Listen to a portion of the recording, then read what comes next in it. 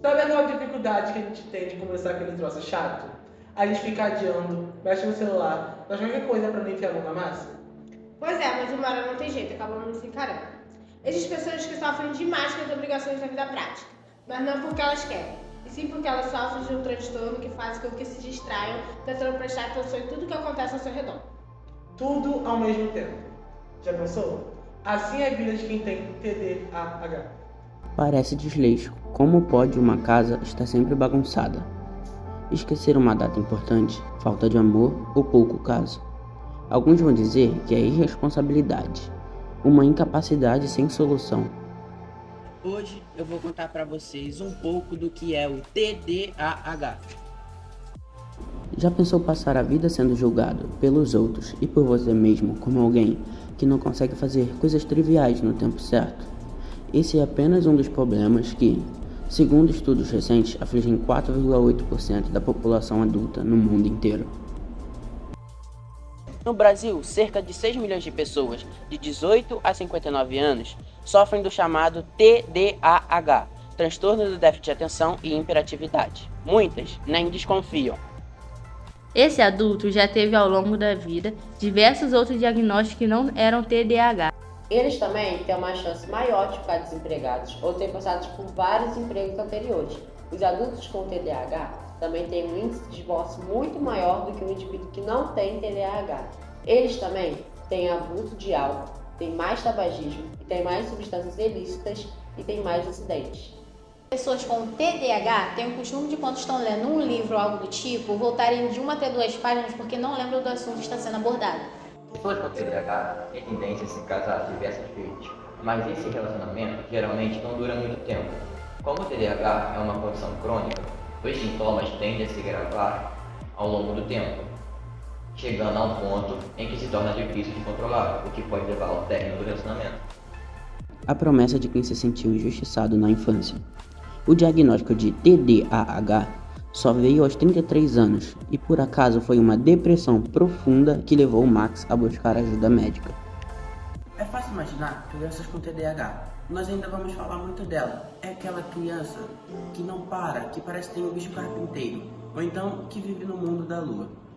O TDAH atinge cerca de 5% de todas as crianças no mundo. De acordo com a pesquisa que foi lançada em agosto de 2021, o TDAH persiste em maior ou menor grau na vida adulta dessa criança. Nesse estudo, 570 crianças foram acompanhadas com TDAH, dos 10 aos 25 anos. Elas foram avaliadas extensamente a cada 2 anos. O que foi visto nesses estudos é que a permanência dos sintomas foi de 90%.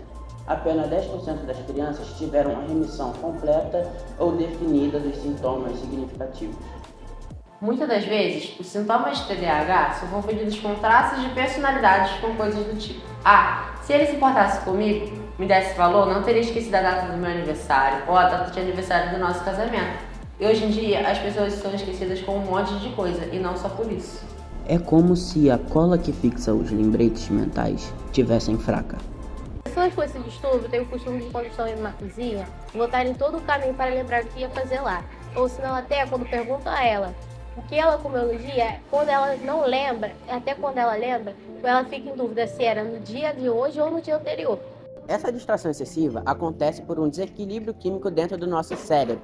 Nós temos cerca de 100 bilhões de neurônios que se conectam entre si e formam uma rede complexa, que nos permite enxergar, ouvir e falar. As informações atravessam esse espaço entre um neurônio e o outro, que chamamos de sinapse, com a ajuda de substâncias químicas, os neurotransmissores, ou os mensageiros. As pessoas com TDAH, 2 neurotransmissores importantes, a dopamina e a noradrenalina, não desempenham essa função direito, principalmente em uma área importantíssima, o lobo central, que é a nossa central de comando.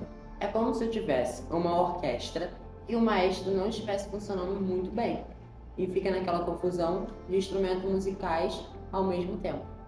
Também ficam prejudicadas as capacidades de planejar, administrar prazos, cumprir tarefas até o final, controlar impulsos ou pensamentos invasivos, às vezes irrelevantes. Será que você conhece alguém com TDAH? O cantor Fiuk, que o Brasil seguiu de perto no BBB de 2021, tenta levar com leveza o transtorno descoberto na adolescência. Os adultos não são imperativos, eles são inquietos, aquele sujeito que não consegue ficar sentado muito tempo, fica balançando as pernas, troca os assuntos toda hora. Ele não espera você fazer uma pergunta e já sai respondendo antes de você completar ela. Ele é impossível. Mas quem nunca esqueceu alguma coisa na hora de sair de casa e teve que voltar? Acontece com todo mundo. Uma distração aqui, ali, é como uma garoa, não chega a atrapalhar ninguém. O que caracteriza o TDAH, aliás, como qualquer transtorno mental, são a intensidade e a frequência que os sintomas ocorrem. Prejuízo constante na vida da pessoa. Só que esse contratempo parece pequeno comparado à angústia de uma depressão ou à síndrome de pânico. Então a pessoa vai levando, assim passa meses, anos e até décadas. Também, como qualquer transtorno mental, não existe exame de sangue nem de imagem que identifique o TDAH. E os sintomas secundários? Ansiedade, baixa autoestima, depressão e dificuldade de relacionamento. O profissional que deve ser procurado imediatamente é um profissional médico, de preferência um psiquiatra, neurologista ou neuropediatra, porque o diagnóstico clínico. Para os adultos, o diagnóstico mesmo tardio traz grande alívio,